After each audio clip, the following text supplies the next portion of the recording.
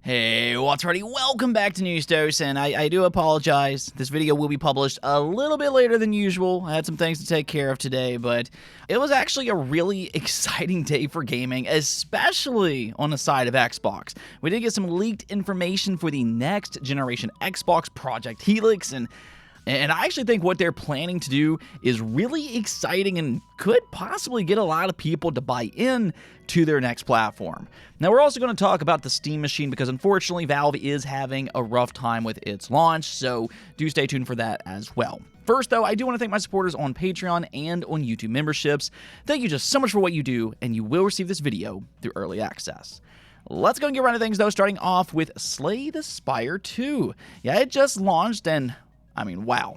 It has gotten off to an incredible start. A lot of us were probably thinking that Resident Evil 9 would, be the biggest new game on Steam, but no, apparently not. Slay the Spire 2 has actually eclipsed Resident Evil 9's concurrent count, and you can see that here. Slay the Spire 2 has reached a sky-high 430,000 concurrent players, and that's the thing, because it's not even the weekend yet. So there is a good chance that this number could still grow even higher here in the coming days. So, just big congrats. Slay the Spire 2 now has one of the most successful launches for an independent game ever, and I always love when these indie games succeed with flying colors.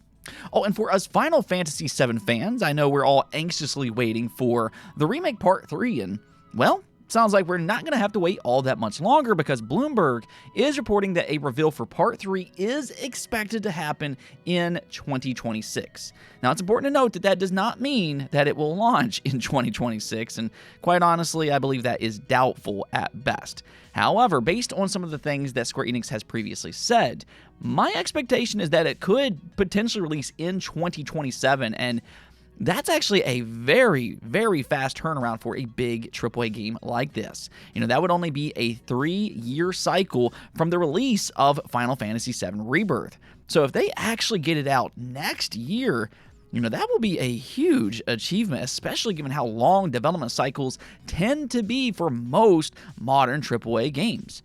But if they do reveal Part 3 this year, it will be interesting to see where they do that because they are in kind of an interesting position compared to where they were just a few years back with Final Fantasy VII Rebirth. For the first time, Part 3 will launch simultaneously across all platforms, PlayStation, Xbox, Nintendo, and PC. So there is a possibility that they can make that loud and clear at either an Xbox showcase later this year or even at a Nintendo Direct, especially given how much success they had on the Switch 2 with the release of Final Fantasy VII Remake. Either which way, though, I'm incredibly excited to see Part 3, and hopefully it'll be in our hands sooner rather than later. Now, Bandai Namco also revealed their new RPG that they were teasing earlier in the week. My hope was for a new Tales of game, but, well, it looks like Sword Art Online fans were correct after all. It is a brand new Sword Art Online game titled Echoes of Ironcrad. I have no idea if I'm pronouncing that correctly, and that's because admittedly I'm not very familiar with the Sword Art Online series. I mean, I watched the first season probably over a decade ago, which is kind of hard to believe, but that was pretty much it for me. I've never played any of the games or anything like that, but it will launch on July 10th, so it's really not that far away, and if you are a fan of the Sword Art Online franchise, then hopefully you're excited by what they revealed here. And I will say this much, I used to hear good things about the Sword Art Online games. I have heard they are a bit underrated, and if you think that's true, then let me know in the comments below. Okay, so let's go and get into this Xbox news because we got some, in my opinion, very exciting details about how Microsoft is going to position it for the next generation. And this comes from Moore's Law's Dead, which has actually done a fairly good job with hardware leaks in the past. Now, as always, you still need to take any rumor with a grain of salt until proven true. It's always important to keep that in mind for rumor-based topics, but he does have a fairly good track record, and he does track this type of information, specs and things like that. And in a recent video, he claimed that Project Helix, is going to deliver a massive performance leap over the Xbox Series X, and his expectation is that it will be more powerful than the PlayStation 6 and possibly by a good margin. He said that it could offer a 6 times increase in rasterization performance and a massive 20 times increase in ray tracing performance over the Xbox Series X. And this does kind of line up with Xbox's marketing up to this point. Previously they did say that it was going to be the largest leap generation over generation that we've ever seen before. And even if you look at Asha Sharma's tweet where she revealed Project Helix, she confidently said that it will lead in performance. And I think the reason that they're so confident about putting that statement out this early on is because this is not going to be a typical console like we're used to seeing. I mean, I've talked about this for a long time on the channel, but I really believe they are going to differentiate the Xbox by marketing it as by far the most powerful console on the market. I think they want to completely leapfrog the PlayStation 6 by a large margin. Now, however, that will come at a hefty price, which I'll circle back to that here in just a moment, but it will be something unique for the Xbox that they can use to sell it. I mean, even Moore's Law is Dead said that the PS6 is expected to be a more balanced console in the sense that, it's targeting a power price ratio that console fans are typically used to, or I guess in the modern age. So it could possibly land on that $600 to $700 price tag, or at least I think that's what Sony is hoping for. It's hard to say with, the way prices are going right now. But however, for Xbox, Moore's Law is Dead believes that it could be $1,000, if not even more than that, which falls right in line with what I've been saying probably since 2024. And like I've said before, I do not view this as a bad strategy for Xbox in the position that they're in, and that's because if they have the most powerful console on the market by a large margin, then there will be people that will be willing to buy into it for that reason alone.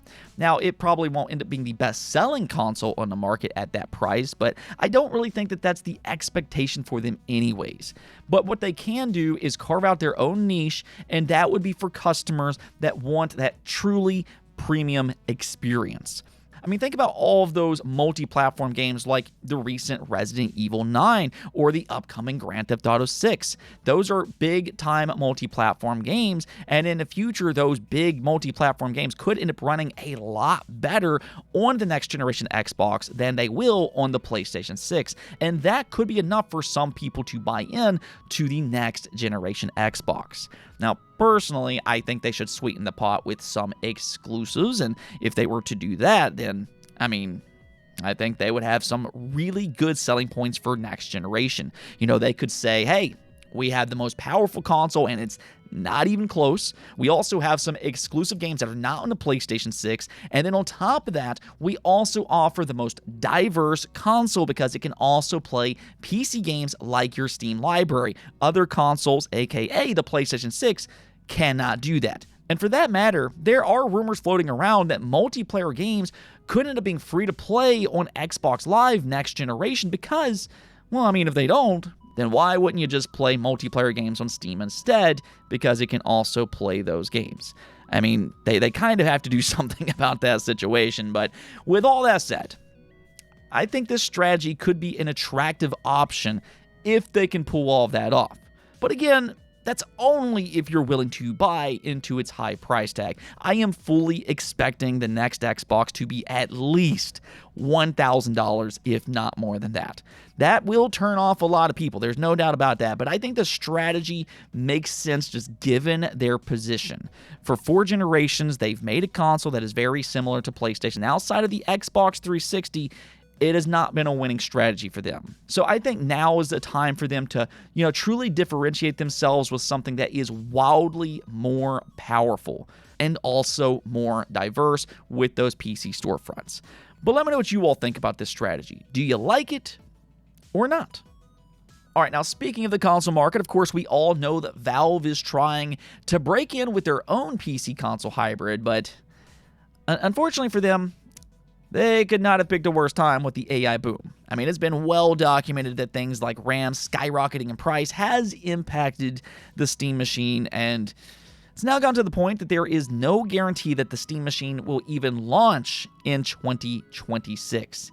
Yeah, Valve just put out this statement which reads, "We hope to ship in 2026, but as we shared recently, memory and storage shortages have created challenges for us. We'll share updates publicly when we finalize our plans." So not only are they considering a delay, but it also kind of sounds like they are considering if they can even launch in 2026 at all. So this very much could be a year-plus delay if they can't get things figured out, and that is a serious problem for them because the longer they wait, the closer it gets to next generation.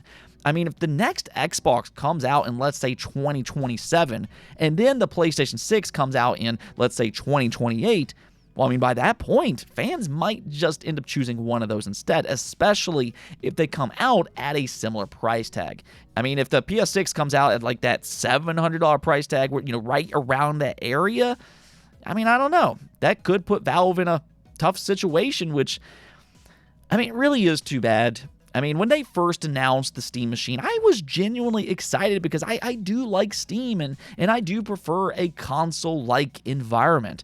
So it would be a really cool device, but a lot of the reason for that excitement really kind of came with the idea that it was going to be a good budget-friendly option.